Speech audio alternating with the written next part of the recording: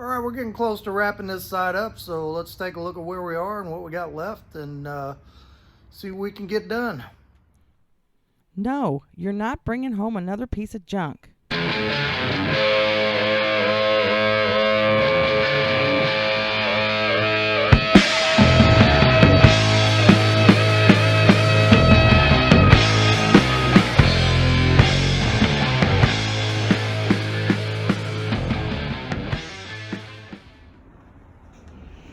All right, so I've been hitting this pretty hard the last couple days, and I went through and ground everything down, and then I went back over and spot welded a few things where I kind of had some holes I needed to refill, and finished that patch up down there. I went all along this and welded this, ground it down all the way up, all the way top to bottom, and yeah. Let's see if I can see this with the camera. I think it came out pretty nice, so that's what I'm going to do to the other side. I got to make the pieces for it. Started little things like cleaning up this drip rail, and like I said, I'm going to go ahead and sand the whole roof off and get that done. Primer just came in today, so this weekend hopefully get this side primered, get that roof primered. And I got a little bit of work to do back here. I'd done this trunk edge before. I had to replace all that. That was pretty ate out, so I gotta grind that. And then up here on this back trunk edge, there's some pinholes up there, but I don't think I'm gonna mess with this right now. I'm gonna go ahead and get this primer spots done on here and kind of get, you know, this stage of the car wrapped up. And then like I said, I got my buddy's truck coming in. I'm gonna be working on it and doing some videos on it. Yeah, I've been cleaning up around here, hauling off some junk, throwing some stuff away, and trying to get a cleaner work environment to start on. So I don't know if I talked a whole lot about the motor on this thing. So what this is the original 283 out of this car, and somebody had rebuilt it, and it's bored 60 over. The crank and the bearings, I mean, they look brand new, like just they were put in. So when my buddy got this car, he put a bigger cam in this 283, and he put some 1.6 rockers on it. And when he tried to start it, he didn't check valve to piston clearance, and some of these pistons, I don't know if you can see, yeah, you can see it right there. There's like 3 of them got dinged and bent those valves. So he just kind of pulled it out, shoved it off to the side, and didn't do anything more with that motor. He put a different motor in it. So what I was planning to do was just get another set of 60 over pistons, throw some rings on it. Crank and the bearings are fine. I'm gonna have the rods checked, make sure they're not bent, put them back in. I got these heads, which are mid 80s 305 heads. They got the, you know, they got the 58 cc combustion chambers on them. So I was going to clean them up and lap the valves on them, get them resurfaced if need be, and then put, you know, fix the cam bearing in this thing, put a new cam in it. And then I've got a Wien Stealth intake I was going to put on it, and I was going to put an adapter plate and put a TBI injection on it, because I built a few of these TBI motors using the throttle body setup off the 87 to, I don't know what it is, 92, 93 Chevy trucks, and they're really good running systems. I had a 86 Astro van that it had a 4.3 V6. I pulled it out, used that TBI injection system on and just built a really cheap 307 and put in that thing. Kind of the same formula I did on this. Used the 307 bottom end, later model 305 heads, and it ran pretty good. I ended up taking it back out, had automatic in it. I ended up taking it back out and putting a I bought a Vortec 350 and ended up building it, and it was a little nicer engine. You know, had a roller cam, put aluminum intake on it, but still kept the TBI injection, changed it over to a 5-speed, and I took it on a power tour of 2017, I think, before I sold it. Neat van, had a lot of fun with it.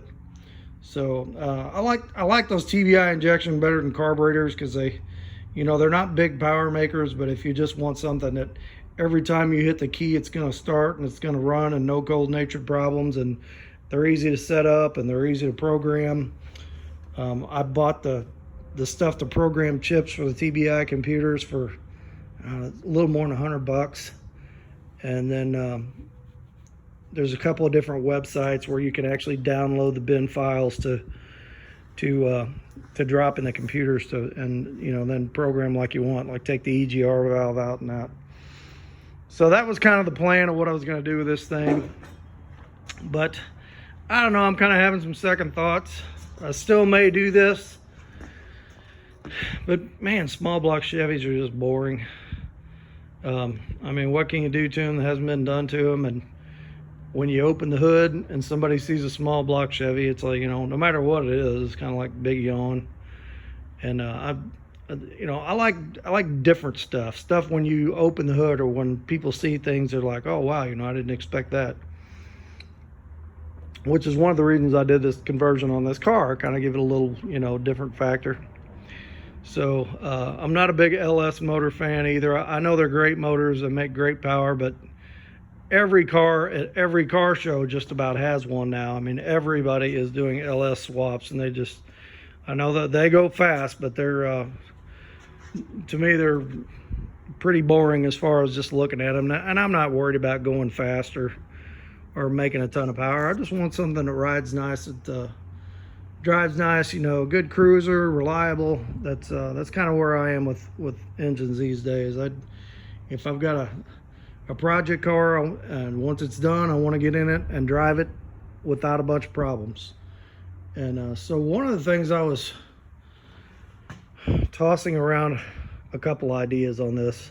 I'm not a high dollar guy, so I'm not going to build a 409 or a 348. They're, those things cost a mint to build, and even those, you see those. Not going to do an LS swap. Small block Chevy, if I end up doing it, that's the one that's going to go in there. But kind of been tossing around the idea, and straight six I thought about too, especially with the gas prices now. But that's kind of boring too. So one of the ideas I was thinking of was a 3800 Series 2 V6 swap. Those are great motors. They make good power stock. I think that they make more power stock than a stock 283 did. And I've had a few cars with those motors, and they run really good. And they're mostly front wheel drive, but you could get them in the Camaros, and I've seen other people do rear wheel drive swaps with them. But what I thought about was, so the bolt pattern on those 60-degree V6s, I believe, is the same transmission bolt pattern as the Buick Olds and Pontiac engines. So maybe buy a Buick bell housing for a manual transmission, the one that the Saginaw transmission would bolt up to. So that should bolt to the 3800. Use a 3800 Camaro manual flywheel, and then use the original 3-speed stick that I got with this car, which should slide onto the regular Saginaw bell housing.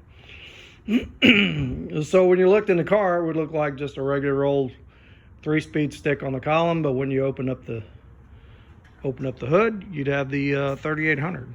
And I know they make the supercharged version, but those are a little tough to do in the rear-wheel drive cars because of the way the intake is. The intake on the back of the supercharger hits the firewall, and you got to do quite a bit of modification to get that to work. So I don't know if I'm gonna do it. It's just a thought. Maybe I will, maybe I won't. You can buy those engines for next to nothing. You can rebuild them for next to nothing. So maybe I'm just coming up with some harebrained ideas, and I'll end up putting the Chevy motor in it and doing that to something else. I don't know, but thought I would throw it out there while I was thinking about it. maybe get some thoughts on it. Throw that down in the comments, see what you think. All right, so I'm not gonna show all that. There's not much grinding left to do. I'm not gonna set the camera up and show a bunch of grinding, and then I'll get that top sanded, some of it tonight.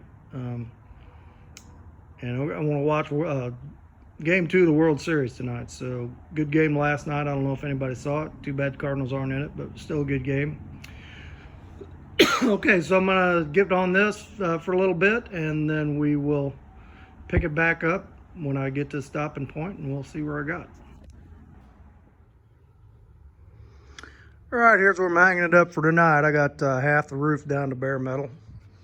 And you know, the way I like to take paint off is I just take a DA and a roll of 80 grit and just get on it. You know, I know a lot of people do it different ways, but that's just kind of the way I do it. And that took about an hour and a half to do that in half of that roof, which I don't think that was too bad. And cleaned up the rain gutter a little bit more. So probably tomorrow night I'll try to tackle that other half, get it finished up. And then I've been going around in here, like up in here, there's some goo up there where that channel goes up there for the glass. It was screwed up in there, but it had some really thick glue up in there too. So I've been trying to scrape all that out, and I'll have to do that around the window and the back window openings too. It's still got all this goo in here. I don't think that's all factory. It might be, I don't know. But there's like 2 different kinds in here. There was like a black stuff, and then there was this kind of white looking stuff. So kind of makes me think the windshield's been out of this thing before. But that's where we're at for tonight, and we'll pick it back up tomorrow night. All right, so I spent a couple hours out here tonight sanding off the other half of this roof, and came out pretty decent. Got the rain gutters cleared up. Yeah, there was some surface rust on this roof, and you can kind of see where the metal is like stained from that. So I think in the morning I'm gonna wipe this thing down with some, probably wipe it down with some lacquer thinner and a tack rag, and take some of that rust inhibitor and just go over those spots, and then let that dry. And then I'm gonna be rolling this thing out tomorrow and blowing all the dust off it and cleaning out from underneath it, and then get that primer mixed up and get this other side and the roof primered. And that's gonna be pretty close to getting to a stopping point on this thing, and then I'll be starting on another project pretty soon. So that's where we're at tonight, and let's pick this back up tomorrow. All right, I finished up the last little bit of grinding I had to do on this this morning, and a little bit of welding on that inside door ledge. I finished that up, and just kind of took the car off the wheel dollies, pushed it out, blew everything out, swept in here real good, and wiped the whole car down with lacquer thinner. And then I took some of that rust inhibitor and sprayed it, you know, on the spots where you could kind of see the stain of where the rust was up, the surface rust that was up there. So I got that dried off, got things masked off where I want it to be masked off, and we're going to shoot some primer on this thing. I got my heater going in here, getting it a little warmed up. It's like 50 degrees outside, so it's a little chilly in here. I didn't want to spray being that cold.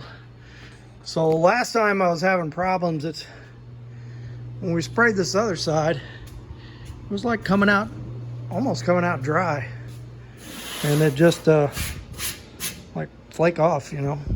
It's just real rough.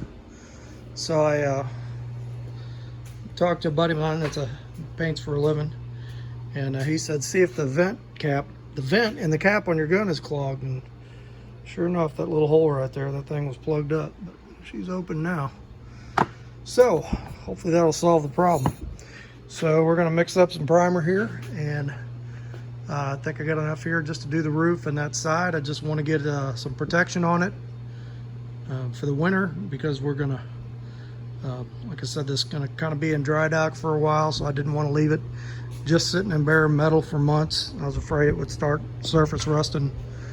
You know, as far as this side, I'm just gonna have to wet sand that all down, and you still have to do the filler work on both sides. So we'll do that over this epoxy primer, and then once that's done, we'll prime it again. I'll probably prime it with some of that slick sand. I don't know if anybody's used that, but it's a sprayable body filler. I used it on a 65 Dodge van that I restored a couple of years ago, and it really came out nice. So we sprayed that stuff on and wet sanded it down, and then painted over it, and it was just a really nice straight finish. So it cost a little bit more than regular primer, but it was well worth the results. So I think we're going to do that. All right, so I'm going to mix this up, and then I'll set the camera up, and then we'll hit this side and the roof and see how it comes out.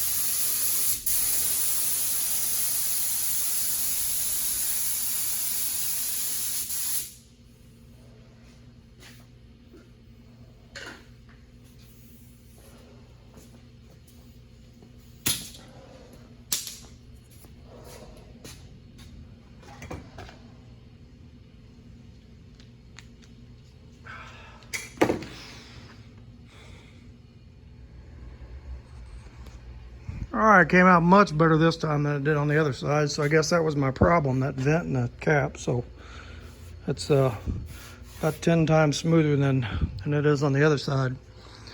So like I said, this is just for just to keep that bare metal from rusting. I still have to go through and do all the filler work where all the weld seams are on both sides.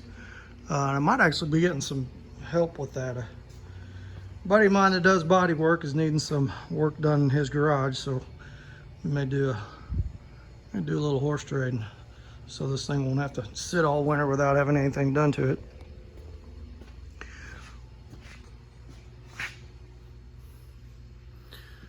Okay, so that's it for this video, and this is probably going to be the last video in this series for a while. Like I said, I'm going to kind of put this thing in dry dock and starting on that 69 GMC next week, so I'll be looking for videos from that. And I was thinking about what I said about the motor the other day, and I think over the winter I'm going to go ahead and put this 283 together. Even if I end up not using it, it's not going to cost that much to put it together. I'll put a set of pistons and rings in it, and some cam bearings, and you know, just kind of clean it all up, put the short block together and bag it, and at least that way I don't have the parts scattered all around here. So anyway, thanks for tuning in for this series, and make sure you hit like and hit subscribe, and the next series should be starting in about a week or so. We'll do an introductory video on the truck and kind of show what it is and what he's done to it so far and where we're going to go with it. So that's all for now.